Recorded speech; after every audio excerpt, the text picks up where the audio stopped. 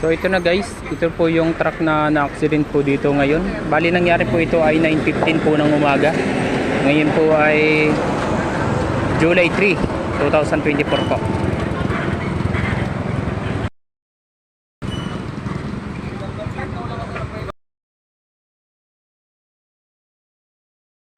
So ayun guys, pwede na po ulit dito dumaan po yung mga sasakyan.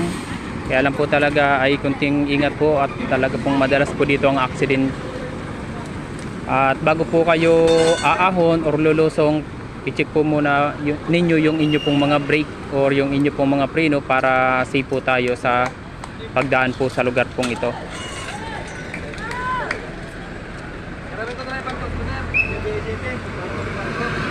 Grabe talaga guys. Nakakatakot talaga guys, kaya doon po sa mga dadaan po dito ay talagang dubling ingat po. Talagang madulas po dito ang daan guys.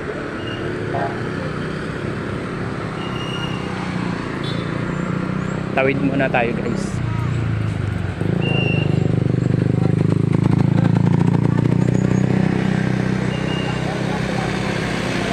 Ayan, medyo maluwag na po at nakakadaan na po dito ang mga sasakyan.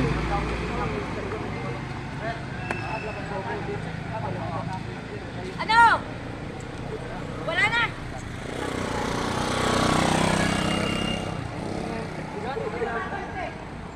So ingat-ingat po. Saka wag pong masyado dito pong magunahan dito po sa part na to. Ito po talaga yung pinakang delikadong korba sa part po ng diversion road na ito. Marami na po dito talagang nagbuwis ng buhay. Kaya dubling ingat po talaga sa mga biyahero at sa mga motoristang dumadaan po dito.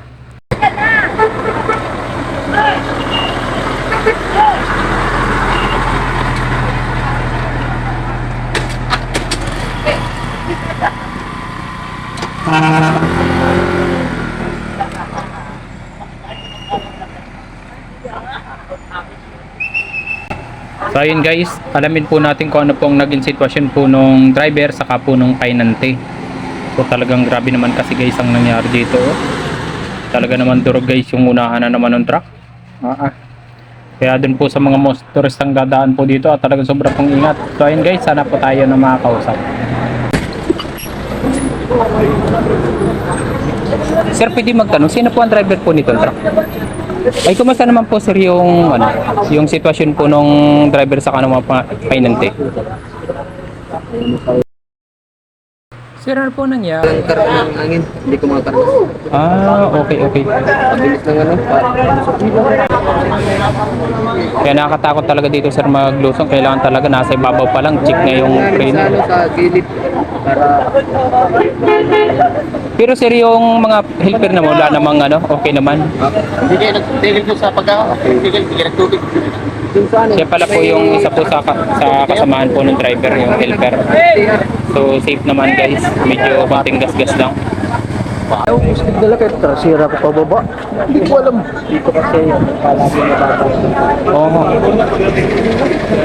Kung nawala yung ano ko. Opo, bago lulusong pa lang i-check na kagad. Ilang biyahe? Sira yung pababa ko. Alalay ka namin. Wala, alay. Dating ko nung pababa na. Nawala. Grabe. Sir, saan pa po sana ang dala ninyo nung inyong pan-deliver? Tacloban. Tacloban pa pala guys yung dala ng kanila pong pan-deliver. Ayan guys, nagpapadaan na po dito ng mga truck. At humahaba na naman po ang traffic. Kaya naman po dumaan guys. Parang yung pong truck ay medyo nasa tabi naman po at hindi po nasakop lahat po yung danan. So ito na po yung nangalat po ng mga papel. Ito po ay mga gamit po ng mga estudyante, mga school supplies po.